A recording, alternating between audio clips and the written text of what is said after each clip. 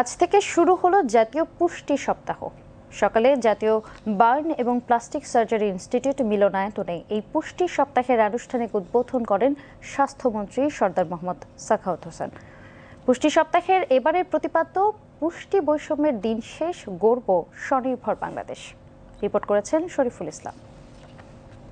পুষ্টি বৈষম্যের দিন শেষ, গড়ব স্বনির্ভর বাংলাদেশ। এই প্রতিপাদ্যে আজ থেকে সারা দেশে শুরু হলো জাতীয় পুষ্টি সপ্তাহ 2026। আজ জাতীয় বার্ন ও প্লাস্টিক সার্জারি ইনস্টিটিউট মিলনায়তনে জনস্বাস্থ্য পুষ্টি প্রতিষ্ঠান আয়োজিত 23 এপ্রিল থেকে 29 এপ্রিল পর্যন্ত এই পুষ্টি সপ্তাহের আনুষ্ঠানিক উদ্বোধন করেন স্বাস্থ্যমন্ত্রী সরদার মোহাম্মদ সাখাওয়াত হোসেন। স্বাস্থ্য অধিদপ্তরের মহাপরিচালক অধ্যাপক ডাক্তার প্রভাত চন্দ্র বিশ্বাসের সভাপতিত্বে অনুষ্ঠানে চিকিৎসক ও পুষ্টিবিদরা বক্তব্য রাখেন। স্বাস্থ্যমন্ত্রী বলেন, দেশে হামের প্রকোপ বৃদ্ধিতে শিশুদের অপুষ্টিহীনতাও দায়ী।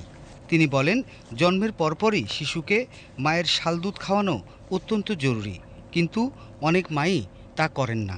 ফলে শিশুর শারীরিক ও মানসিক বৃদ্ধি বাধাগ্রস্ত হয়।